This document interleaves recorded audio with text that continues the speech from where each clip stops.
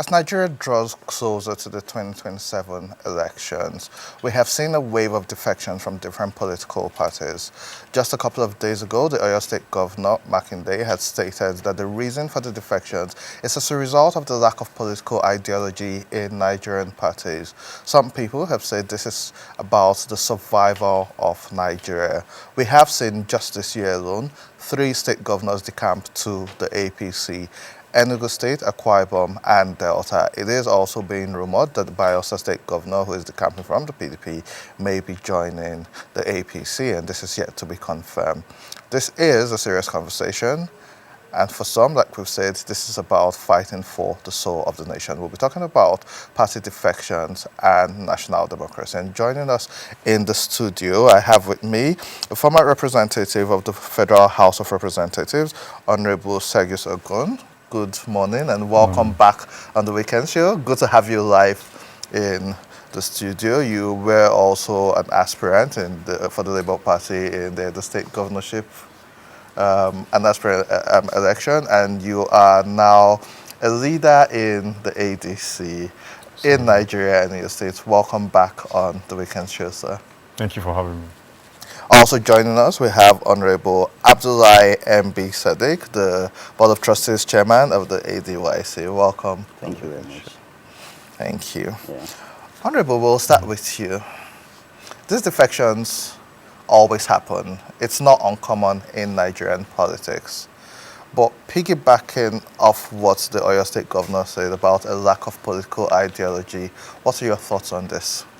He's absolutely correct. We say nascent democracy. People feel offended when you use that word, nascent democracy. But it's still nascent.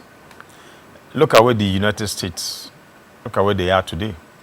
If you go and check maybe 1813, 1826, we had things like this.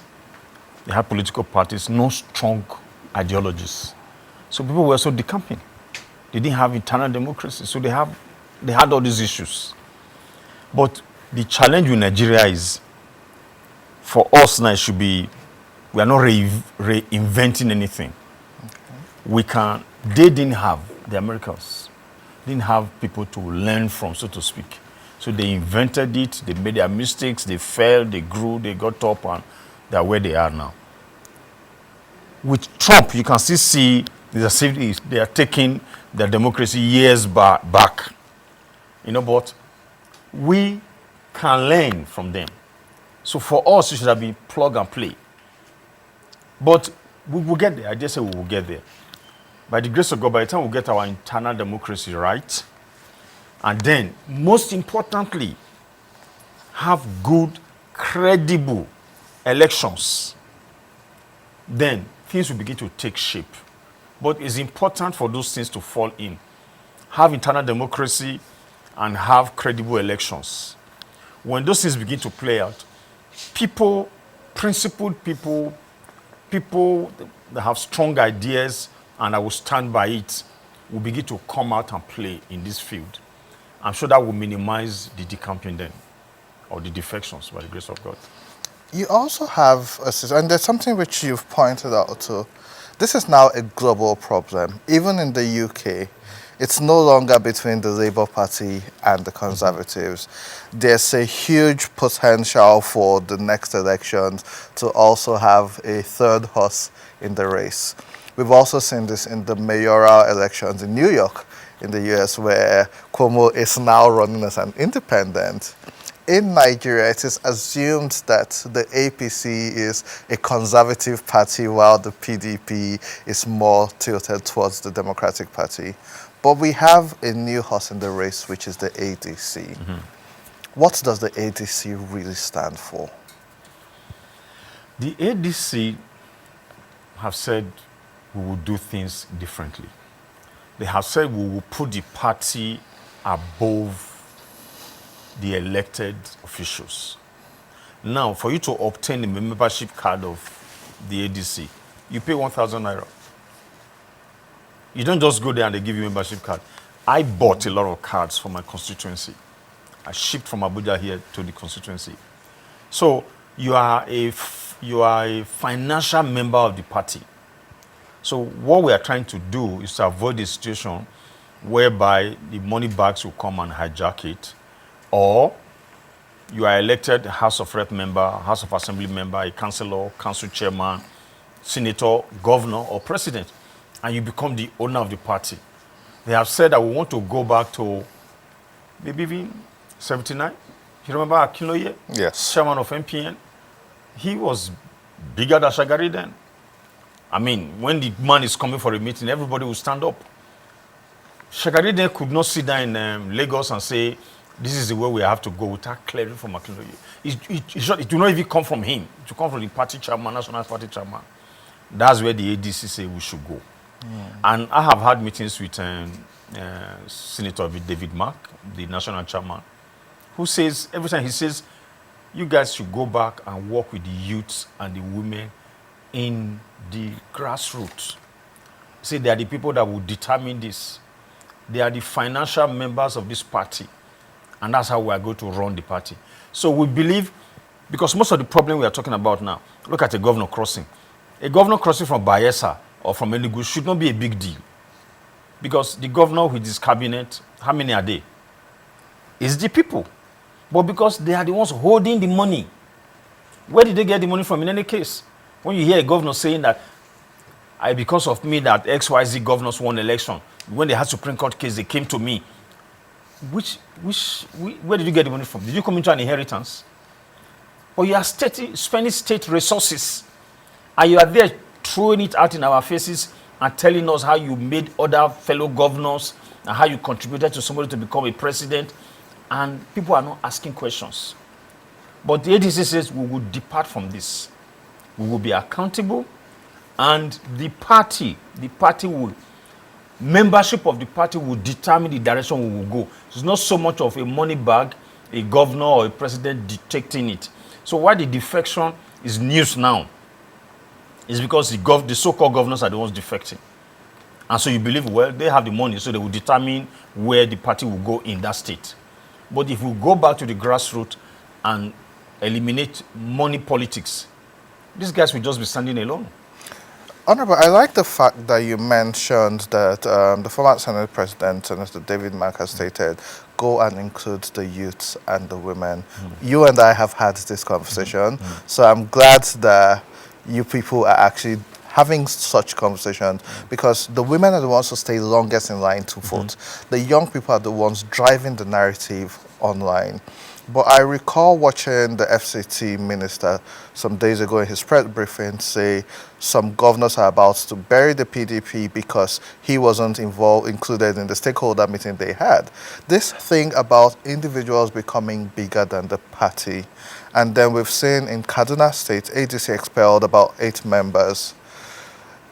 What guarantees the fact that people don't just become kings in the party and it now revolves around them? Because it's the same players we're still seeing moving around, regardless of the party, and this isn't ADC now. You see, when you outsource the responsibility of the party to certain individuals because they are supposed to be money bags, that's what will happen. Like the Minister of FCT now has become a bull in the China shop because of they left the party to him after the party lost in the general election in 2015. Because I won the election to the National Assembly then. And I could remember that the then governor of Rivers State used to send the state's private jet to bring some of us from the National Assembly when we have meetings in Port Harcourt. We'll be hosted, provide accommodation in the government house, other times in presidential hotel. When we were to elect Dogara, he supported the leadership then to elect him and Saraki for the Senate president. He supported the leadership in the National Assembly. And then we were able to present a formidable front against the APC. He was there. And that's why today he will say, look, I helped too many governors and all that. He did all that. So it was time for him now to ask for payback. And then the party did not honor that. So, but how did it start? Because you outsource the responsibilities of the party to him. Say he who plays the piper dictates the tune. So now he's going to draw their blood, and he's almost they are going through transfusion right now. Before I come to Honorable Abdullah, I need to ask you this question. And I recall there's an interview with Ali Baba where he said he had a conversation with former President Obasanjo. And President Obasanjo said, for you to win elections in Nigeria, you need at least 5 state governors on your side. Yeah. You need a number of representatives and legislators. The ADC, are you trying to woo some governors to your side right now? And how do you think the ADC will fare without having some governors on? Because you need money, and most of these governors fund the parties which end up funding elections.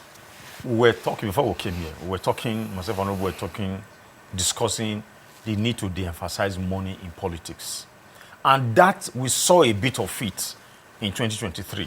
But you can also say because there was no money in circulation, Yes. the change of the color of the naira, and then I think there was limit to what you can withdraw. So maybe that played a role. But you saw Nigerians voted. You saw the way Nigerians voted. Money was not the issue. People came out. Okay, imagine people that came from, I know people that came from the US, that came from Canada, flew in to just come and vote.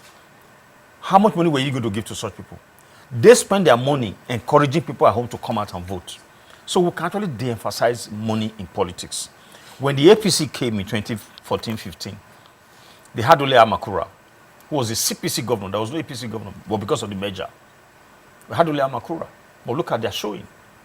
So it's not so much of having governors and all. If anything, the governors are baggages. Because most of them have not done well. So you're going to bring money, resources of the states that you represent or you are serving to the national to win elections. And where we are going to this country, we have said no more. Let the ordinary people choose who to represent them. That's how you can hold their feet to fire. To say you have told us X, Y, Z that when you get to the office, when you get into office, you will do this. You haven't done it. But to achieve this, we must have credible, free and fair elections. So that's the way, that's how when you tell us we are going to do this, you don't do it. When you come back 3 years after or 4 years after, we will punish you. But as long as you don't have credible elections, you can do whatever you want to do, bring money, and then buy the whole process and remain there. I dare say that is very dangerous because it's not leading us anywhere. If we continue on this road, Nepal will be the next junction. We've also seen what has happened in places like Madagascar. And Absolutely. And this is a conversation where everyone is still walking on eggshells, where the service chiefs in Nigeria have just been changed. There are rumors of a potential coup plot, which signifies the level of dissatisfaction from different quarters in Nigeria, which is why, and I'll come back to you to ask about INEC, but let's bring Honorable Abdullah in. He has spoken about de-emphasizing money politics. It is something which I'm idealistic about. I agree with him totally. I feel that it's a technique which has been used, but we've also seen from 2019 to 2023, more people are more conscious and are saying we don't necessarily have to collect money. I've also seen people say, take the money they give you, but vote for who you want. Do you think we can actually de-emphasize money politics? And I say this because some of the state governors who are decamping to the APC are publicly saying we decided to do this so that the federal would support us more because we don't want our people to suffer. Well, thank you very much. With regards to vote buy, this is one of the key areas which the ADYC, which I represent, is actually playing a serious role. You understand, to ensure that the issue of this vote buying is really sensitized across the young people and women. You understand? So because we've understand this over time now, whenever a candidate come up, a fresh candidate, not being a politician, trying to go into politics, you understand, it's actually a problem because it's all about money. You'll be told how much you need to spend to become a governor. how much you spend to become. And at the end of the day, if you look at it, you can't eat your cake and have it. These guys might come from a very good background, very good ideology, trying to make their own impact in their own society, to represent them and actually bring about good governance in the society. But at the end of the day, because of this issue of vote buying, here you've already started spending and you want to get there. You understand? After getting there, it's either you use your capital in getting there, you use some borrowed money, loan that you have to service. You understand? Then at the end of the day, after getting to the office, maybe imagine you trying to impress people with maybe maybe one spaghetti and maybe some wrappers costing maybe less than 5,000 naira. In all, maybe you should be talking about maximum of 6,000 naira. You understand? And imagine you spending 6,000 naira on each individual. How many thousands of people will you be buying from? And how much are you spending? Imagine spending money on just maybe, let's say, 300,000 people. Maybe when you calculate 6,000 naira to 300,000, you know how much you've spent. So when you get there, you will be forced. This is not what you plan to go there to do. You already have it in you. You understand the spirit of going there to work. But that vote buying has already disorganized you immediately you get there. You can't go in there after buying all it takes to be there. You understand? And at the end of the day, you start considering to serve the people first. So you now have to return and refund. You now the have money to spent. return and service your loan, and also try to get ready for the next election. Because this time around, next time you will not want to use your own money or go for loan. These are some of the things.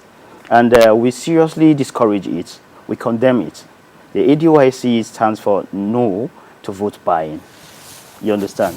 So these are some of the areas which we actually preach to the people. Actually, you cannot eat your cake and have it. So That what's is the it. ADYC's opinion on party defections, especially within this current window? Well, we see it as a normal thing that has been happening in Nigerian politics, and we see it as another lack of law enforcement in internal politics. You understand? Internal democracy. You understand? Because if there is discipline internally within the party, as if you check the section 68 of the Nigerian Constitution, 99 Constitution as amended, you see that serious is obviously discouraged anything that has to do, you understand, with easy party defection. It's not actually that easy. It's something that you just have to, because of a personal issue, and you understand, you just choose to leave from one party to the other. You understand? It's not that easy, because it is unfair to we, the young people, who are coming up seeing things like this, like trying to play with our minds, what is actually going on. Are these people really serious? You understand? It's discouraging young people to join politics. If you look at Nigerian politics today, you have a lesser number of young people's participation in Nigerian politics, which is it's not encouraging. If you look at even the voters aspect, you want more people to register to vote, and at the end of the day, it is not encouraging because of the way things are being run internally. So what do you advise young people going into the 2027 elections? Yeah. Because that's your constituency at this Yes. point. What's your advice to young people? And I say this because INEC, was a lot of Nigerians still hold INEC responsible for the last election simply because they had told us we'll use the IREV and that didn't work, and they said, oh, it was a glitch, we didn't promise. INEC said, oh, they had their guidelines and so it was up to them to enforce or not. Young people, and I know this for a fact, seeing what we've seen on X and on social media, they have kind of lost trust in the electoral body. So what's your charge to INEC and young people? Well, first of all, being in INEC chairmanship position is actually a very great task. First of all, you represent a lot of people. You represent where you come from. You represent your religion and so many other things. You represent your own family too. So I actually stand to say on behalf of ADYC that he should actually be true, you understand, to his own religious belief and trying to play fairness, you understand, in the whatsoever that he has to do in coming 2027 election. You understand? Because when we hear about INEC chairman and what have you, we always think of somebody that turn it on the other way around, not to the favor of people. That is how we see it as normal. And he was employed by the presidency, and he might be working in favor of the presidency. You understand? And we, the young people, actually are coming together. We do something different this time around. Okay. Yes, we do something different, and we want to assure you that being the one of the most important parts of every electoral system of every country, young people and women have over 70% of the electorate. You understand? This time around, we've had enough. Yes. You understand? And we're trying to change the narrative. Okay, because Yes. of time, Honorable, I would have to leave you with the last question. There's currently in the INEC retreat which they're having and in the amendment bill which they're trying to push, there's the move to put the burden of proof on INEC to prove when people lose or contest elections, because in the past it's on you and you have run elections before, you've had your grievances and they put that on you, but you don't have access to the materials and the likes. Now the request to put the burden of proof on INEC mixed with the fact that we've seen law enforcement officers present at polling units and then there's violence and nothing is being done. What are your thoughts on INEC and law enforcement during the process of voting and burden of proof?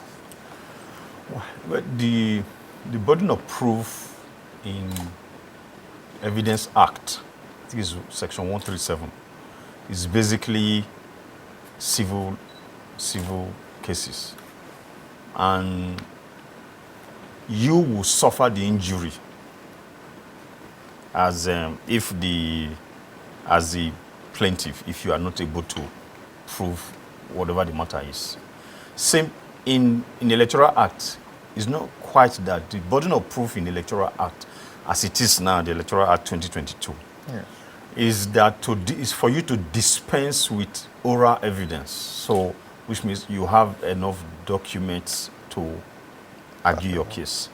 But what the National Assembly is trying to do now, I think, is to compel INEC, even though that was supposed to be the case, but it's as if it's discretional. That's why INEC will be avoiding you. And most times the petitioners don't have enough documents, the time is not enough for them to get all the documents. But now, I think they are going to be compelled to give the document. If you say, Honorable Ahmed won the election, no problem. I am saying I won the election, but you are the election management body. Give me all these materials within maybe 2-3 days, so that I can go and file my case. Yeah. So that's what I say the burden of proof. Then that's basically what I think. Law enforcement agencies during elections sitting by watching wild thugs and touts come to disrupt that has discouraged a lot of the Gen Zs, your friends, from going to vote. That's the scam in this country. Yes. We say, okay, fine. I think the last election, the budget for INEC, the last cycle, 2003 was about 300 something billion. Yes. Then they told us there were glitches. Nobody has audited INEC till today. That's the docility in this country that young people should query. And now, we have a young man, a new person there at the helms of affairs, and they're asking for more money. They're going to tell us that they will update beavers and all that. Then, coming to the security, you will spend maybe even more than that on mobilizing security to all the states. You have more than 19 security officials in a polling unit, civil defense, police, and which other group. They come there, they are sitting down doing nothing. Yes. The people, they can't even get the people to queue, to stay on the queue to vote. Maybe because they are not armed. And all they are waiting for is food. And there's every political budget, every political party budgets something for them. So if you ask me, what are they there for? Nothing. Common sense, they're not even paying attention to anything. They're either making phone calls or doing one thing. But you spend a lot of money to mobilize those people. You bring people from wherever, accommodate them, you transport them there, and what do they contribute to the entire election cycle? Nothing. So if you ask me, if you have armed men patrolling, it's going to be more effective than putting up to 17 or 19 or 15 police security people in every polling unit. Every polling unit. It's just a waste of money. And at the end of the day, I don't see what they contribute. You give them a copy. What do they do with the copy? When they don't even know what happened. The 2 or 3 ad hoc INEC officials, they can manipulate everything. They don't get involved. Even when most times talks come, they sack everybody. Talks came to my unit one of the elections. Governorship election, do not mine. The policemen ran into the bush. And I don't blame them because there are people's parents, children, and all that. So it's the youth in my unit that had to go and bring them out from the bush and took them to my father's house to calm them down. The same way the INEC officials ran away. So, I don't know. I think this is a conversation which we'll keep on having. But Honorable Sergius Ogun, thank you so much for always taking our call when we call you, and over the next couple of months, because this is the season, we'll be having more conversations with you. And this is also a charge to the new INEC chairman. Nigerians are counting on you to restore the perception of the Electoral Commission. Young people want to come out and vote. And all people care about is actually for the welfare and well-being of the country. Regardless of political party, let votes count and let people be held accountable. And law enforcement agencies and officers, if we want to hold on to this democracy which we have, it's extremely important that we have free and fair elections. Can I add something? Yes. This guy, the new INEC chairman, is not going to have any influence on the 2027 election because he doesn't know what's happening around him. So it's the national and the Rex that will run this show. They will just use him to thumbprint it. And we'll so come back and we know who to hold accountable. And so next time we have you on, we'll talk about the roles of the resident electoral commissioners and the INEC commissioners, and also the appointment processes for them. Honorable Abdullahi, thank you very much for joining us. Because of time, that's the much we can take on this segment of the Weekend Show. We'll go straight to Monday Thomas for an update in the sports world.